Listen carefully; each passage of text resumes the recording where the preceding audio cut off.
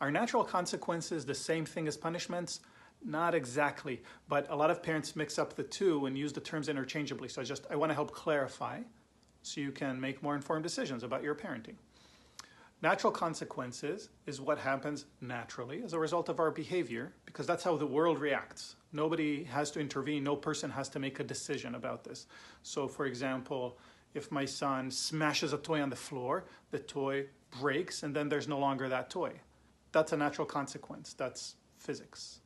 It wasn't a decision I made about how to react to his behavior. But if my son smashes a toy on the floor and I say, go to your room, or I say, no ice cream tonight, that's a punishment, because that's not a direct result by law of nature to his behavior. It's something that I decided to do. So punishments generally are things that either involve me taking away something that the child wants, or me giving something that the child does not want. And they set up really different dynamics than natural consequences. Personally, I'm a big fan of natural consequences rather than punishment, as you might have guessed. But I'm not here to tell you what you should do or should not do. Again, the goal is just to clarify the terms. Punishments involve use of power over kids. And those of you that have been to my workshops have heard me talk a lot about how I believe that the defining feature, one of the defining features of being a kid, is not having power.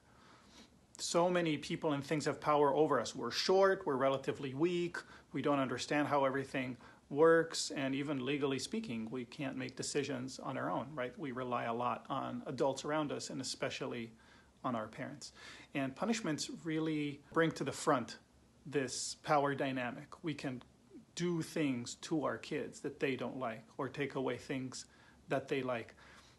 It can be effective as a way of changing behavior in the moment, but it has two drawbacks. One is that because it emphasizes the power dynamic, it creates reactance in the child, right? Our kid will try to reassert power somehow, and we're now creating a power struggle between us. That's not a great dynamic to have. I'm a big fan of sharing power so that there's nothing to fight against, and punishment is essentially emphasizing, highlighting the power differential. The other drawback with punishments is that the punishments depend on the punisher, right? If there's no punisher around, we'll behave however we want to behave.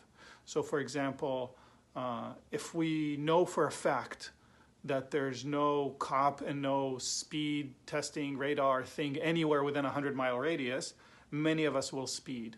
When the cop is there, we'll drive at the correct speed, right? So the correct behavior, in this case driving at a safe speed, is not ingrained. It's entirely dependent on some external enforcer.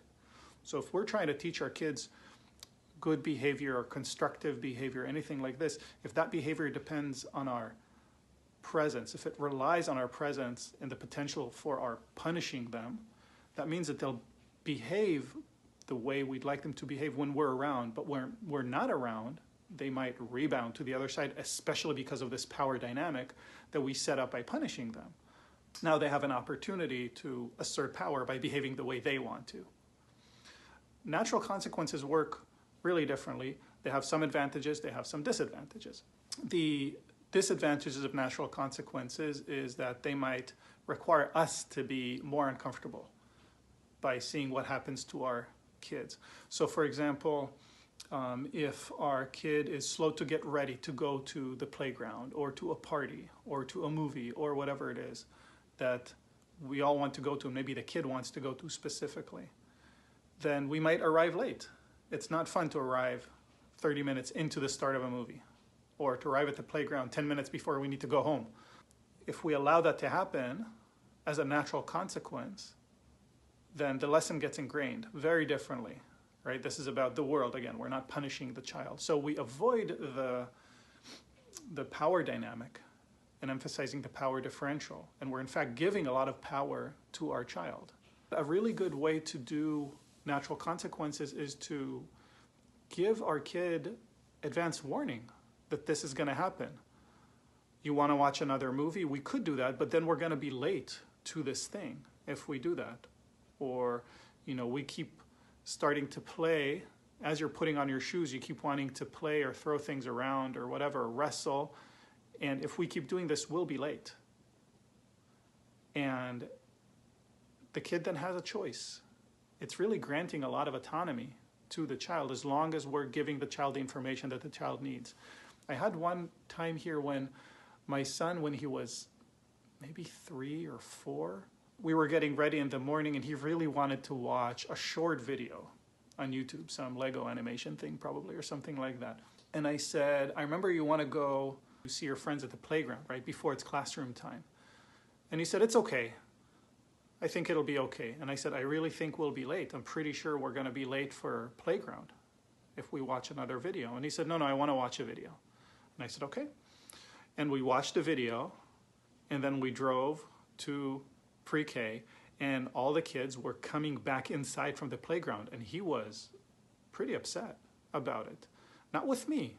He said, I really wanted to play with them. And I said, do you remember we talked about how if we watched a movie, then we'll be late to get here? And he said, yeah, I remember. And he was kind of upset, and it was unpleasant for me because I don't like to see my son upset. It's very unpleasant for me. I want him to be happy all the time. But I had to tolerate that, right? Him being unhappy. And I comforted him as best I could, but not too much. I didn't wipe it all away because the next morning, when it was morning time, and he said, can we watch a video? And I said, if we do this, we'll be late for a playground. And he said, oh, let's go out then. And that was that. Lesson learned, without me needing to apply pressure or power, just allowing him to have choice with full information, with me predicting in advance what's going to happen and then allowing him to make a choice. And this is a key element of allowing natural consequences. We want them to have full information. They should make an informed decision about how they want to behave. And of course, it's not fully informed because they haven't had the experience yet. So maybe they don't fully believe what's going to happen. But then once it happens, they realize. And there's a double whammy there, a triple whammy maybe. One is they learn. 2 is they do it without us having to apply power. And 3, it happens with us actually giving them a lot of power, which is a big relational deposit, right? We're respecting their ability to decide. You know what? Quadruple whammy, because they also learn to trust us, because we're making a prediction about what would happen if we choose path B instead of path A. And then they choose path B, and then the thing we predicted actually happens. And next time, they're much more likely to believe us in our prediction and believe that we're on their side. So this is a really nice way to let our kids know that we are looking out for their best interests, and that when we make predictions or when we even enforce certain rules, it's because we know what's going to happen if that rule doesn't get followed. So then it's easier to have those conversations that say, you know, I just want you to understand that the reason I'm not allowing you to do this thing is because I want to make sure that you're safe and I want to make sure that you're okay, or because I want to make sure that you get to your friend on time, or because I want to make sure that whatever it is, right? But they can believe us if we've had some low stakes opportunities to show them that they can make their own choice, and when they make the choice that we don't recommend, negative natural consequences occur.